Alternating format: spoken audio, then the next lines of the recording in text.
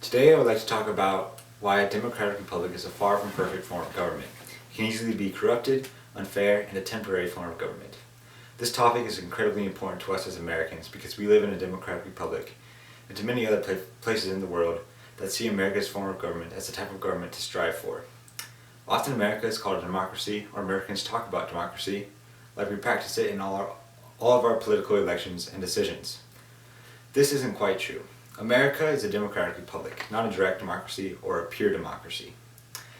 A republic is defined as a state in which the supreme power rests in the body of citizens entitled to vote, and is exercised by the representatives chosen directly or indirectly by them. And according to the article, What is a Democracy, written by Rainer Benz, a direct democracy is where every single law, bill, or issue of justice is voted on by all the people.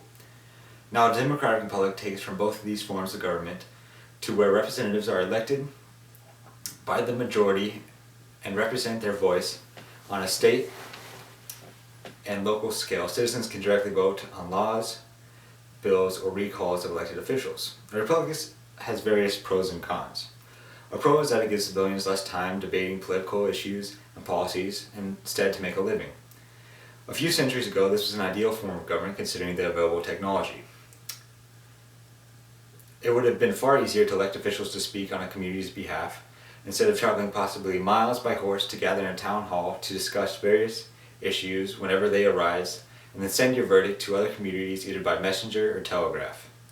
A con of republic is that if you voted for the representative that lost the popular vote, you practically lost the influence within the government until the next election. Another con is that people often vote in ways that benefit themselves, draining a country of its resources.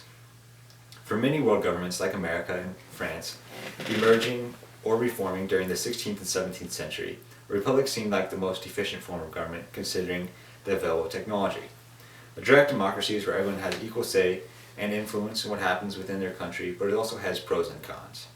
Pros being, of course, that everyone has a completely equal say in what policies, laws, and bills get passed, not just on a local and state level, but on a national scale.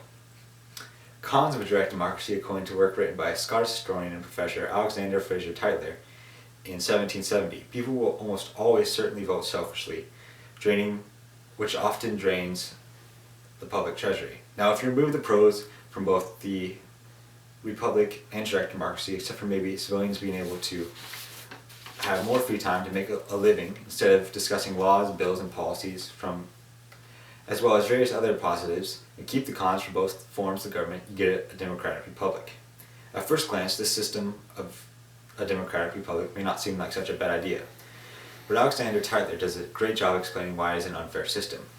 In one of his lectures, he said that all government is essentially of the nature of a monarch, except of course the direct democracy, which he argued cannot exist because of the greed of men.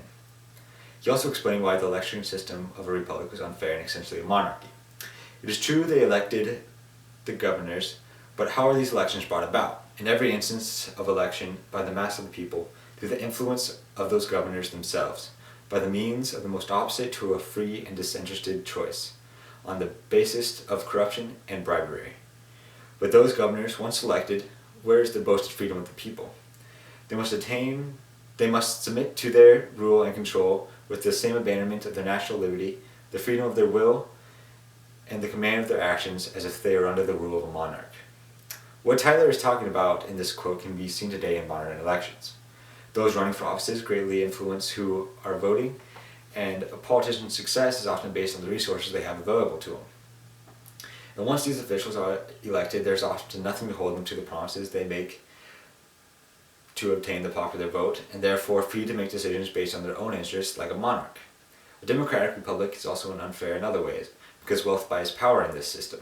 Money allows for more successful campaigns. These successful campaigns means more power, and pushes through more favorable legislation for the wealthy, giving them more money, which then gives them more power, and the cycle continues, as a study by Vox News suggested back in 2012. This leaves the wealthy with much more influence over elections, with people thinking they are electing the best candidate for the job when it's often just the richest candidate who promises the most.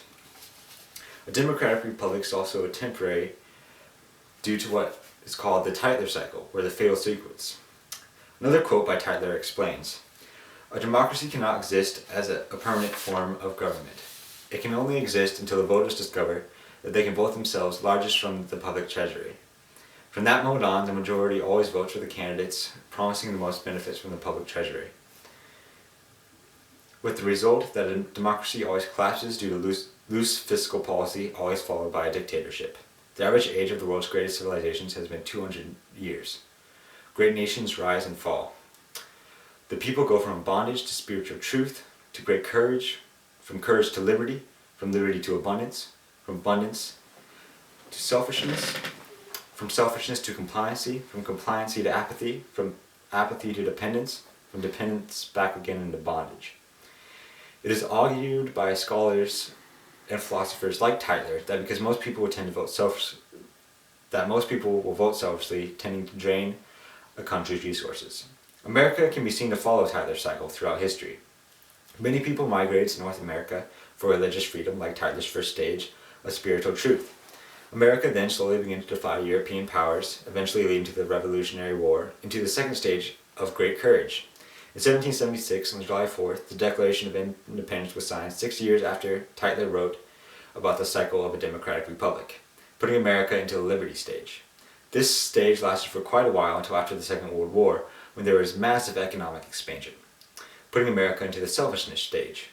It could be argued that we have passed the selfish stage, with consumerism having a huge presence in American society, and through the compliancy stage of Americans becoming less and less active within their government, to the apathy stage where the majority of Americans almost are completely inactive within their government.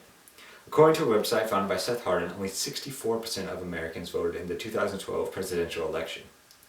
This trend is very alarming, and America does not seem to be on a good path, with the final stage of Tyler's cycle resulting in a dictatorship. Even in our local newspaper, The Columbian, an article was published in April written by Malcolm Burko, a business writer, talking about how the American public believe that abrupt changes in our culture is beginning to destabilize and rip the social, political, and economic fabric of America. And he goes on to quote the same quote I said earlier from Alexander Fraser Tyler. Democratic republics overall seem a very unfair system that can easily be corrupted and seems to point to an unfavorable future of a nation in the span of about 200 years. America has been around for 238 years, and I will not pretend to know what the future may hold for us as Americans, or what type of government is the best for our nation. But I know one thing, our situation is only going to get worse if we not take action to create a fair, lasting, and less corruptible government for ourselves. Thank you.